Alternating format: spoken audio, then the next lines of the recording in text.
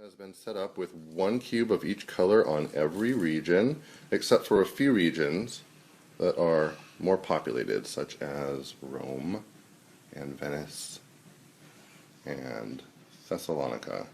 One Byzantine army is placed on Thraces, and this box over here shows their current strength. And at the top are where we will place enemy cards to begin seeing where the enemies are going to come from. So we divided our enemy cards into their different eras, and we're going to start with the first era. Christiana's going to take them, and she's going to shuffle them and mix them up because there are 5, and there are 4 places. One of them is a rebel card, and sometimes it appears. Shuffled and is going to deal the enemy cards onto the squares. We'll see what we get first. So it's the Huns. So she puts them over there where it says Huns. And the Alemanni. They're there. They go there, so their strength 12, and then so our, well, let me see the number when you pull that thing up. So our strength 10 enemy is going to be the Goths. So they go on that part of the map. Ooh. And we got lucky, no rebels appeared, so the Sassanids go over there. So we have an enemy in there, the Sassanids. We have barbarians coming from there, the Huns. We have 2 enemies coming from there. And what was left were the rebels, so she'll put the rebel card on top of the stack for the second era because they weren't destroyed, so they continue on in the game. So that's our current board setup right now. The crown is by era 1 on the top, and these are resurgence markers, which will show you how they work in the first era. We previously divided up the destiny cards, that's those, into the component stacks. So there's 2 types of 60-point cards, the Empire Falls and the Empire Endures. And then there's a 10-point individual glory point card, and then the 15-point ones that sometimes are shared, or not really shared, but more than one person can get them at the same time. So the basic rules, what we're going to do is everyone's going to take 1 purple card, 1 silver card, and then 1 each of the Empire Falls and Empire Endures cards, and those will be their destinies for the game. So we'll turn over those cards so nobody can see the purple and the silver ones, and then we'll deal those out. So everyone has their destiny cards in front of them, face up. In a normal game, you don't show them. You keep them secret. But there's Christie's over there, and then there's Ethan's upside down from our view. So he's got 2, everyone has 2 of those 60-point ones because they haven't decided yet if the Empire is going to fall or it's going to endure. And then the 2 15-point ones normally are going to be kept secret, but, as I said, in this case we're going to play with an open hand. So mine is to reclaim 3 lost themes or regions for the Empire, and to have the rebels occur twice in 1 era. That would get me 15 points. Does anyone else have similar? No. No? Repeat it? Okay. The next cards we need to get into everyone's hands are the Byzantine plot cards. So there's the stack of them. There's quite a few. And in the basic rules, we just pass 2 cards to every person. There are my 2 Byzantine plot cards. I have exposed them. Normally you do not do this. These are kept secret too. You would normally keep them upside down. When you go to bid for power during one of the later phases, that's when you're going to reveal them. If I revealed it this way, right side up, it means that every time at the end of an era that that region, in this case Cyrenaica and Manzikert, are in the Empire, I get 3 points for each. And right now, obviously, that's in the Empire because it has 1 cube of every color. And so is Manzikert over there.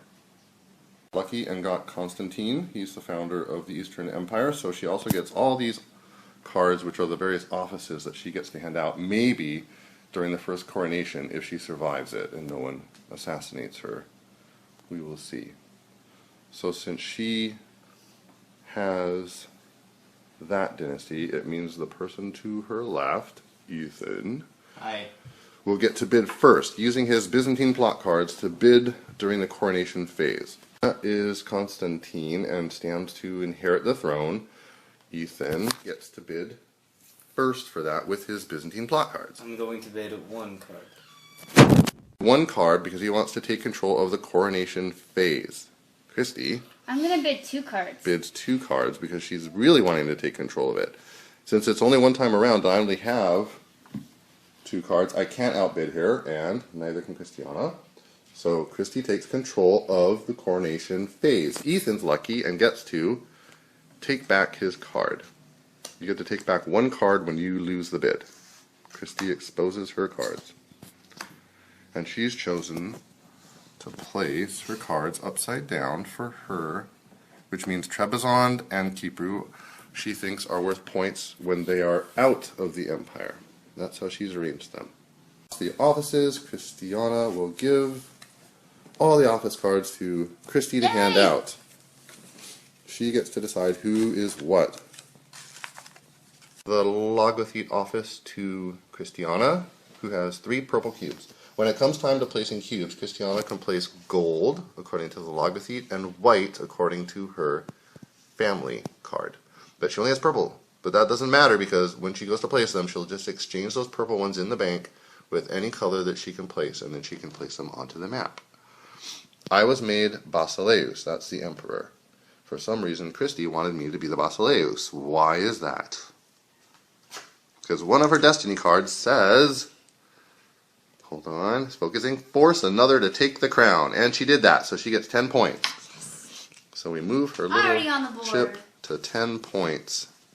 So after the coronation phase is the taxing and resurgence phase. The office who has power of +1 card bidding effect is the Logothete, and that's Christiana. Which means, again, Ethan gets to bid first for that. I'm going to bid 1 again. So he wants to take over the taxation phase from the Emperor. Does the Empress agree? Oh, she doesn't. Oh, wait, you weren't the Empress. You were someone else. Who are you? You're the Strategos now. Strategos now. And the Kaiser, so that means you're going to inherit the throne. But you already used your 2 cards. I can't bid for power. So you don't get to bid for power. And I have 2 cards, and I'm not going to. Does Christiana really want to tax? I am going to bid 1 card, but because I am the Logothete, I get +1, so it's worth 2 cards. So she wins the bid. Again, Ethan gets to take back his card. One day he'll get power. So Christiana is going to tax. So we give her the tax chalice, and she's going to go on the map and take cubes. Dealing with the cubes on the board. Each region has 1 cube of each color at least right now. Some have a little more, like Hispania and Rome. In order to be considered in the empire, a region has to have 1 cube of each color. So they're all in the empire, except these yellow regions. That's where barbarians come from. So when Christiana goes to tax, taxing is pretty simple. You just take away as many cubes as you want, as long as you leave 3 cubes in a region, and you can only tax regions in the empire. So in the first era, she can only tax a couple of places. There's lots of regions she can't tax yet, but there's a couple of important regions she can tax, like Hispania. She can tax Rome because it's above 3.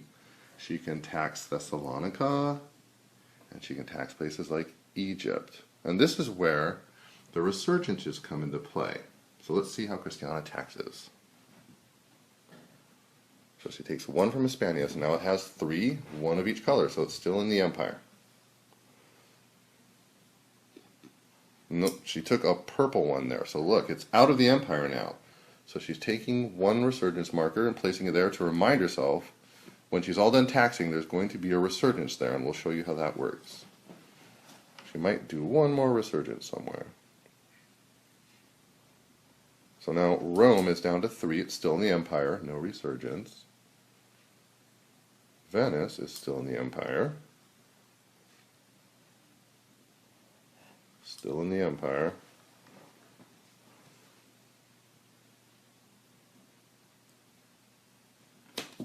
Okay, now we have another resurgence. And it's a white resurgence because she took the last white cube there. So she places that there. And now we'll finish up taxing really simply, and then we'll show you how resurgences work. So we know we're done taxing, and you don't have to keep track of it in any complicated way because the region will only have 3 cubes left, and if it was out of the empire, it didn't get taxed in the first place. And if it was in the Empire and got taxed out, she put a resurgence marker there. And it looks like Christiana left lots of places in the Empire and has 2 resurgences. So let's resolve Sicily's resurgence of purple right here. So she takes that off, and we advance the purple one on the chart. 1 space. And that means 2 purple cubes are going to be placed in Sicily. Cubes for a resurgence come from the bank. It's one way to generate cubes. So Christiana's taken a bunch of purple cubes. The first resurgence means 2 purple cubes are added to the board. And then she can add up to 2 to any 2 bordering regions. For islands, all those places in the same sea region border it. So she's going to place 1 in Africa and 1 in Calabria. And then she's done, because you only get 2 regions and up to 2, and you can only have 2 of each color in any region. Resurgence here added 2 white cubes, and then to 2 regions around it added some more cubes. Those regions are getting more populated now and can be taxed later on in the game. And now we're moving on from that phase, which was taxation and resurgences, to the empowering and place rebels phase. So whoever controls this phase gets to give cubes from the treasury to various families, but they can't give any cubes to themselves. They have to negotiate with the families getting more cubes. And then they also get to place the rebels. But there were no rebels this time, so that's not exactly the most powerful empowerment phase. So the person who gets to bid first on this sits next to the Kaiser, and that would be me. And I am going to pass. Christiana has 1 card. I'm going to pass. It's passing. And I'm going to bid 1. Ethan's bidding 1, and since he knows Christy already spent her cards, she gets no chance. So Ethan takes control of the treasury. Okay. And now he can take all those cubes, or save some for building future armies, or whatever he chooses to do. I'll take 5. I'll give you 2. Okay. How about 5? Later on in the game, she's promised to give him 2 back when it comes time, so Ethan's cutting deals with people. Give me 7. That's too much. 5, 2. No. 6, 3. Yes. Alright, so she's taking 6 cubes and giving 3 back to Ethan. So I got 6 cubes. It doesn't matter what color they are right now, because I can always change them. And I have to give 3 back to Ethan. If I don't, he can punish me. And That's a lot of cubes to give to one cubes. person, you guys. And let's see what's in the treasury. Is there any left for building armies? Oh, there's lots left. Okay. Moving to the military setup phase. It says the Basileus has +1 plot power. That happens to be me. I am the Emperor, and normally I would get to control all the stuff you're seeing here if people would stop bidding on the various actions and stealing them from me. So since I get the +1 power, I have to wait to be the last bidder on this phase, which is the first part of the military setup. This is where you get to create an army if you have room for one. You can move your armies, both of them, and then you can bribe an enemy army away completely for the cost of 1 cube. Will Christiana bid on this? I am not going to bid. She's going to pass. Ethan has a card still. I'm going to bid. He's going to bid 1, and you have no card still. You'll get some later. And I really don't want Ethan controlling this, so I'm going to bid 1 card, which means I'm to retain control of the military setup phase, and because I am the Emperor, I get +1 card effect, which means Ethan, again, gets to take back his card and loses. So I'll turn mine over. And I'm going to so I'm going to leave it as Manzikert in. That little purple part shows me where it is on the map. I'll get 3 points if Manzikert, that region there, right next to those barbarians, remains in the Empire. Let's see if I can do it. Nope. So for this phase, the military setup phase, I get to create an army. That's the first thing I want to do. So I'm going to take our army from here. This box over here is the other one. It shows you how strong those armies are. Those 3 meeples show us that this army has 6 strength. So I'm going to build up this army. I'm going to place it right here in Manzikert because I want them to remain. And so I'm going to take 10 of these. 4, 5, 6, 7, 8, 9, 10. And put them there to remind myself that that army is now at full strength. and I pay for that from our treasury. It costs me 1 cube for each one of those evils. So 1, 2, 3, 4, 5, 6, 7, 8, 9, 10 cubes go away to the bank. Those are spent. I get to reinforce or build 1 army. So I built my army, which means I can't reinforce this army yet. That happens in the next military phase. But I do get to move it. There's a bunch of enemies up here. So I think if I place them in Dacia, they'll intercept 2 armies. So I get to move them 2 regions. 1, 2. Now our little army is up there, ready to intercept. This army is ready to intercept.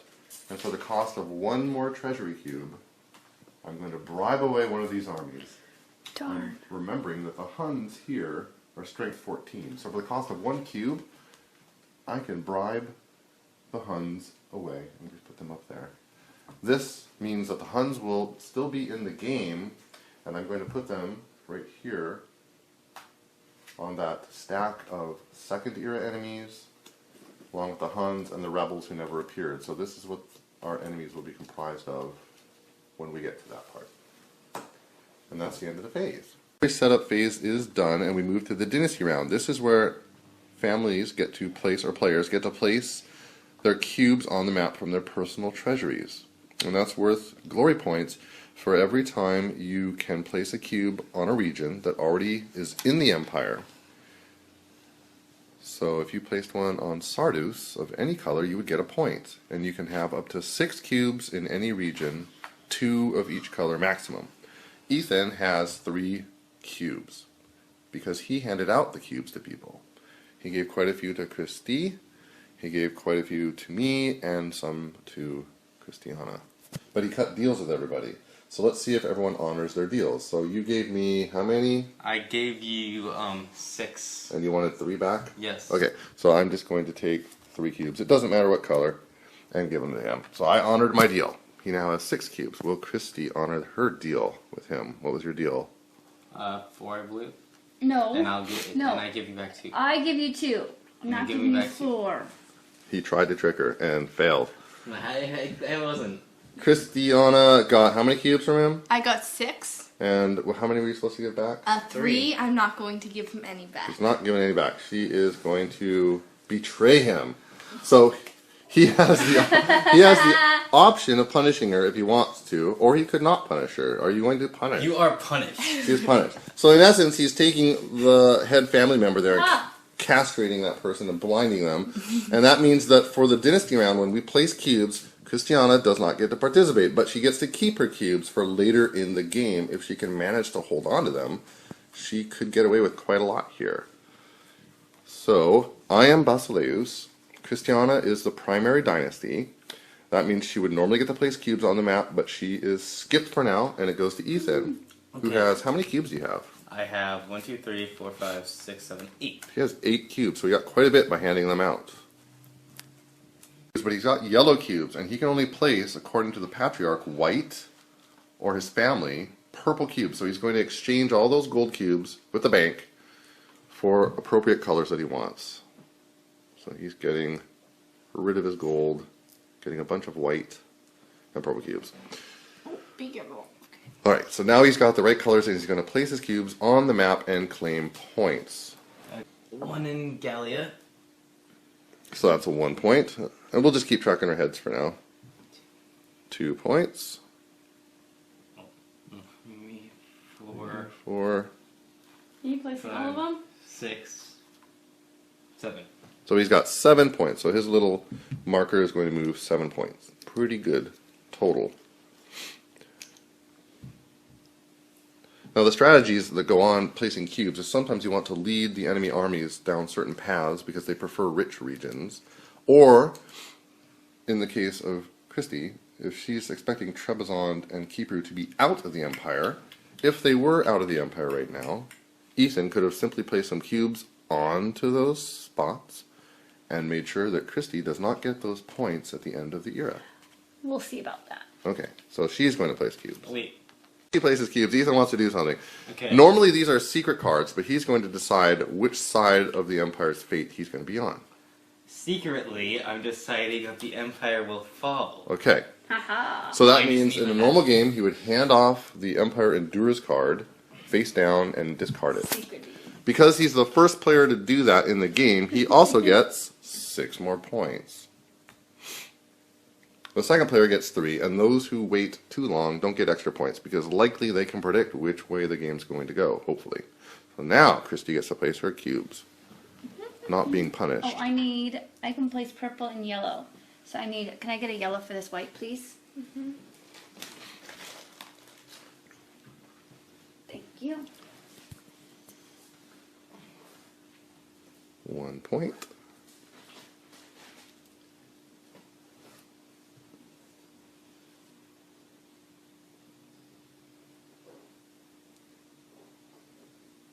One in Kipru, or Crete. Some in the south of Greece.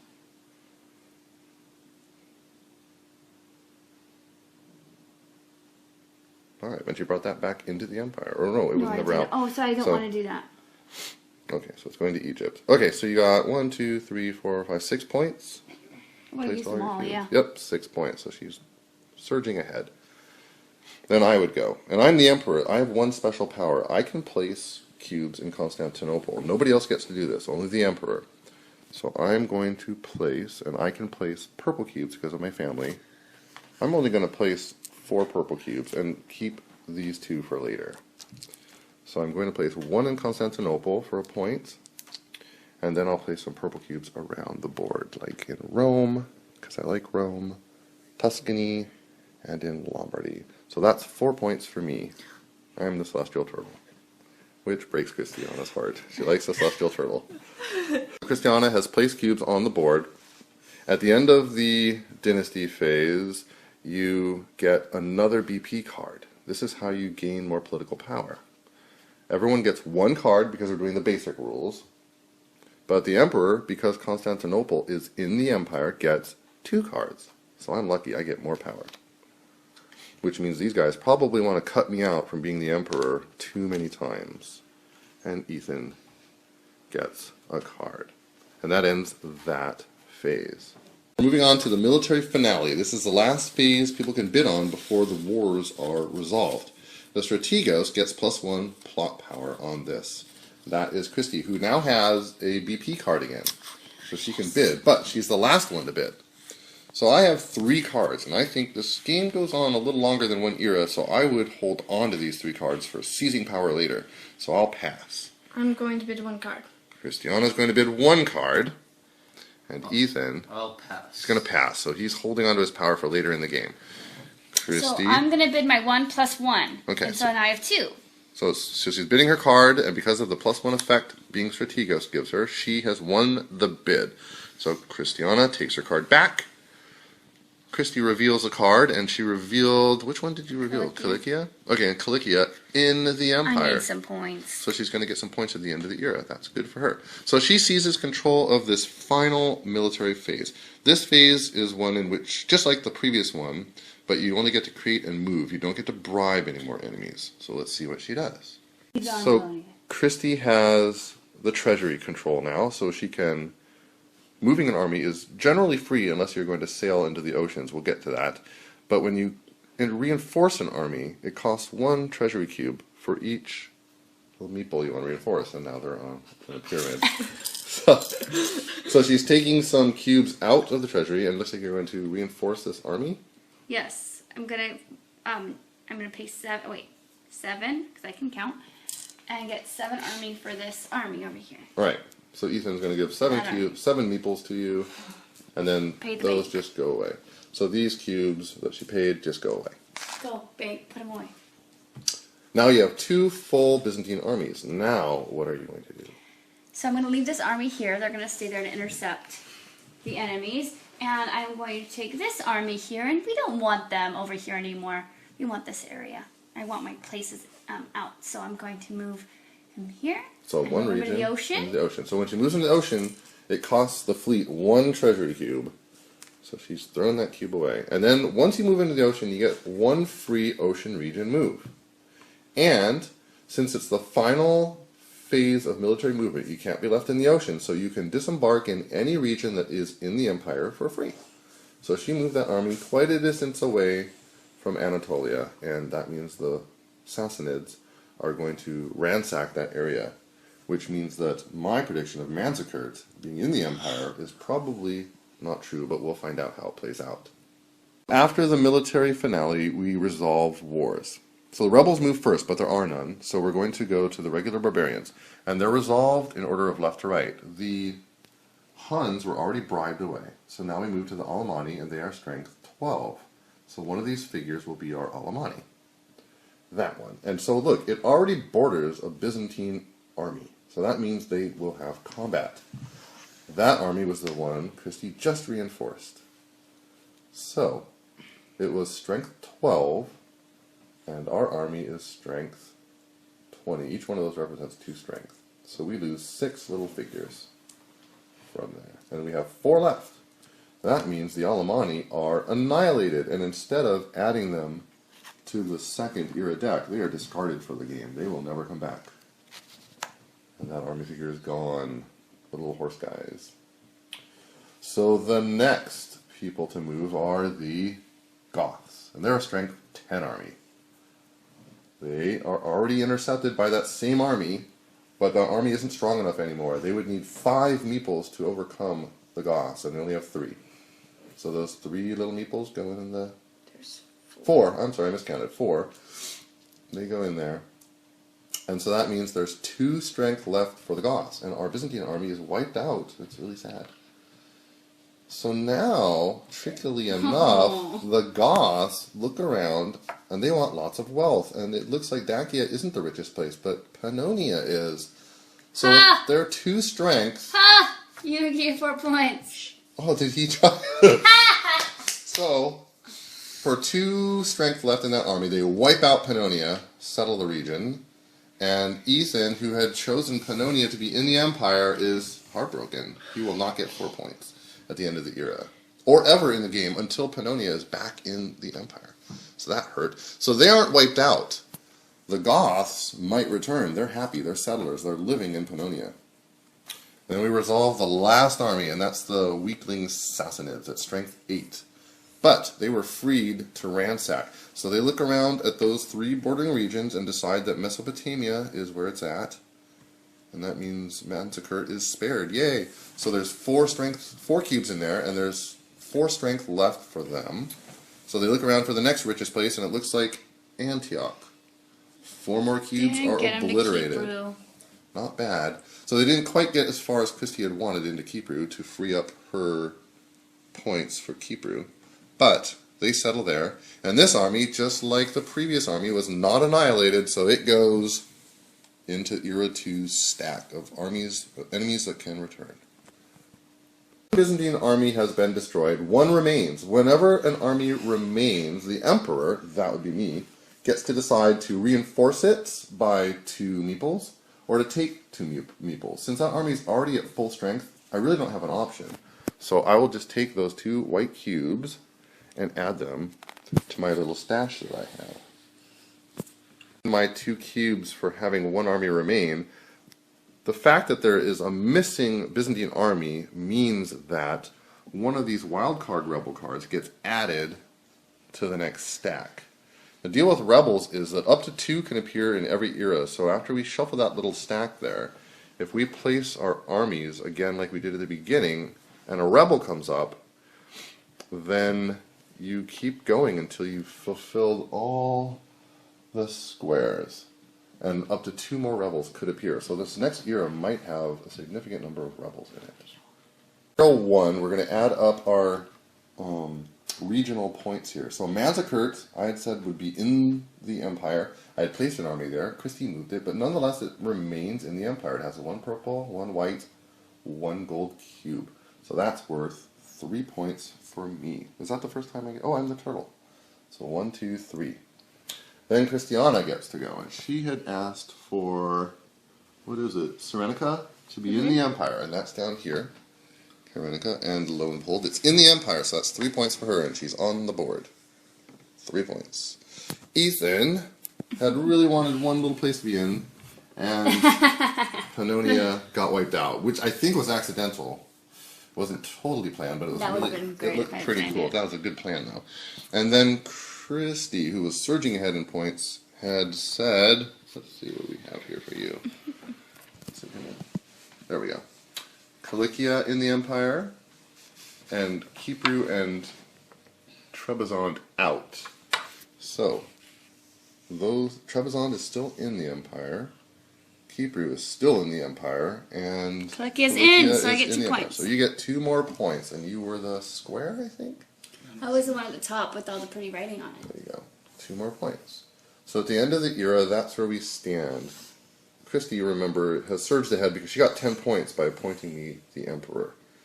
And the rest of us are trailing. But as you accomplish these goals, you will see that people can catch up pretty easily.